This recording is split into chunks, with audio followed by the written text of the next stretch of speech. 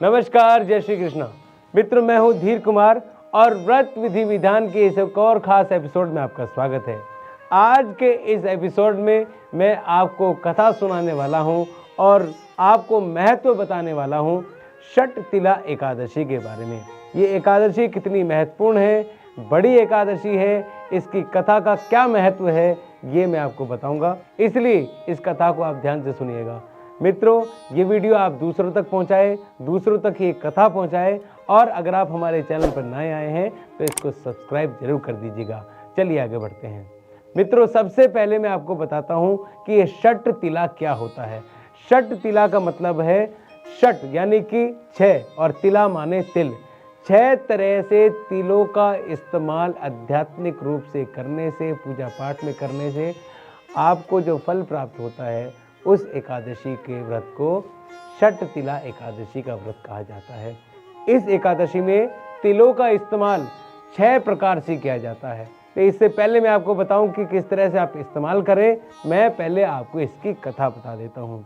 एक समय की बात है, महर्षि नारद घूमते घूमते वैकुंठ धाम में पहुंच गए और उन्होंने सुदर्शन चक्रधारी भगवान से पूछा, हे भगवान, आप कृपया करके मुझे ये षट तिला एकादशी जो है इसके बारे में बताएं।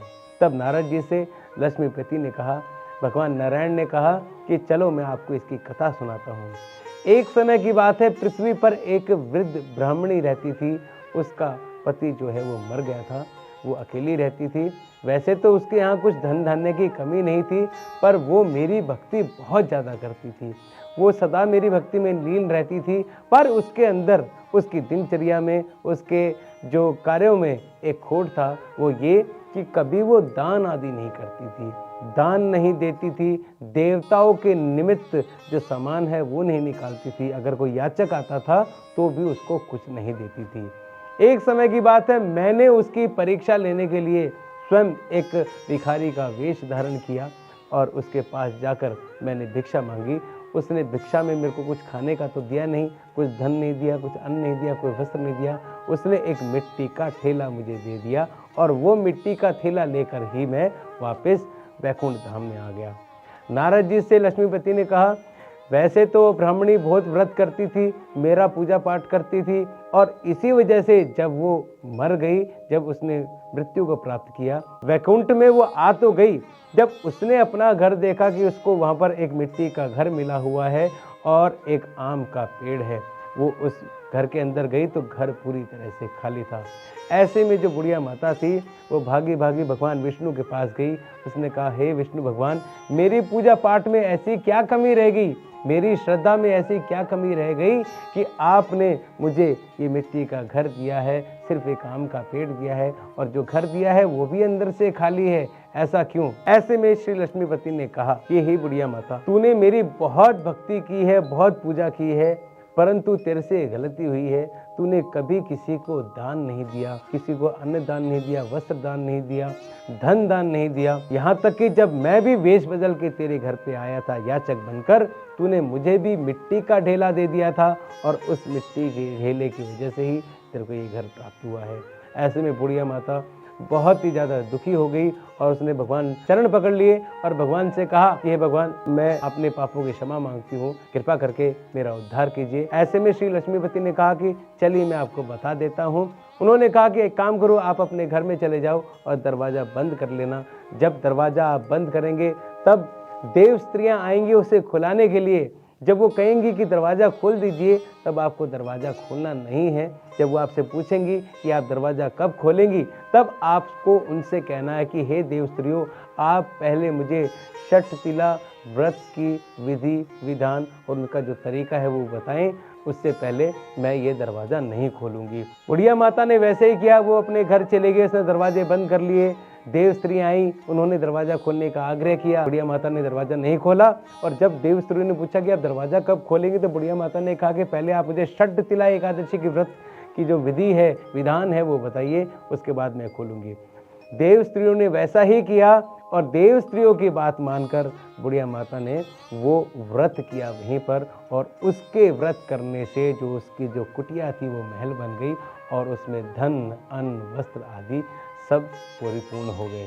तो ये थी कथा षट तिला एकादशी की, जो कि भगवान श्री हरि ने नारद जी को सुनाई थी। तो इसलिए इस दिन दान का बहुत महत्व है।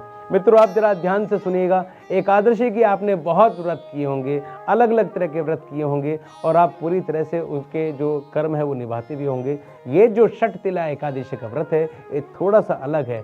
ध्यान से सुनिएगा, तो इससे आपको इसका फायदा जो है ज़्यादा मिलेगा। षट तिला एकादशी का महत्व दान है, किसी को देना है, यानी कि आपको किसी को दान जरूर करना है इस एकादशी वाले दिन। दूसरा, 6 तरीकों से आपको तिल का इस्तेमाल करना है। ध्यान से सुनिएगा, 6 तरीकों से। एक, आप स्नान जब करें तब आप बाल्टी के अंदर तिल डाल सकते हैं, तो एक वो हो गया। दूसरा, आप तिलों का उपटन बनाकर अपने शरीर पर लगा सकते हैं। तीसरा, आपको क्या करना है, भगवान की जब पूजा करेंगे तो तिलों से पूजा करनी है, और तिलों का आपको मस्तक पे टीका लगाना है। ध्यान रखिएगा। जब आप पानी पिए तो पानी में भी आप जो है वो तिल डाल सकते हैं। जब आप भोजन करें तो तिलों का बना हुए भोजन जो है वो आप कर सकते हैं। और जो छठी चीज़ है वो ये कि आप जब आहुति दें, हवन करें, तब आप तिलों की आहुति दे सकते हैं। तो इस 6 तरीकों से अगर आप व्रत करते हैं, पूजा करते हैं भगवान की, भगवान विष्णु की, तो आपको पूरी तरह से फायदा मिलता है। तो मित्रों, ये थी कथा षट तिला एकादशी की। एकादशी के व्रत हमेशा ही फलदायी होते हैं, और इस साल तो एकादशी के व्रत ज़्यादा होने वाले हैं। अगर आप एकादशी के व्रत शुरू करना चाहते हैं तो जल्दी ही शुरू कर सकते हैं। एकादशी के व्रत 10वीं से शुरू हो जाते हैं। 10वीं की रात को आपको कुछ खाना नहीं है या फिर तांत्रिक भोजन नहीं करना है। अगले दिन आपको भगवान विष्णु की पूजा के लिए सारी सामग्री तैयार करनी है। अगर आप 10वीं वाले दिन आपको संडे नहीं पड़ रहा है, यानी रविवार नहीं पड़ रहा है, तो आप तुलसी के पत्ते तोड़ के 10वीं को ही रख लें, क्योंकि एकादशी को तुलसी जी के पत्ते नहीं तोड़े जाते हैं। और फिर तुलसी के पत्तों से अगले दिन भगवान विष्णु की पूजा करें। जो चीज़ आप बना रहे हैं घर में वो बनाएं, उनको खिलाएं, उनका पूजन करें, सारे दिन उनका स्मरण करें, और अगले दिन पारण करें, यानी कि द्वादशी के दिन इस व्रत का पारण करें। सब उठ के नहाए धोए उसी प्रकार से भगवान की पूजा करें, और गरीबों को दान दें, ब्राह्मणों को दान करें, और इस प्रकार से जो एकादशी का व्रत है वो संपूर्ण होता है। मित्रों, ये कथा आपको कैसी लगी और ये वीडियो कैसे लगा, इसके लिए आप कमेंट जरूर कर दीजिएगा। अगर आपके मन में कोई सवाल है तो आप सवाल जरूर पूछ सकते हैं, आपके हर सवाल का मैं जवाब दूंगा। मित्रों, इसी के साथ मैं धीर कुमार लेता हूँ आपसे अनुमति। जल्दी ही मिलूंगा एक नए व्रत के साथ, एक नई विधि के साथ, एक नए विधान के साथ। जय श्री कृष्णा।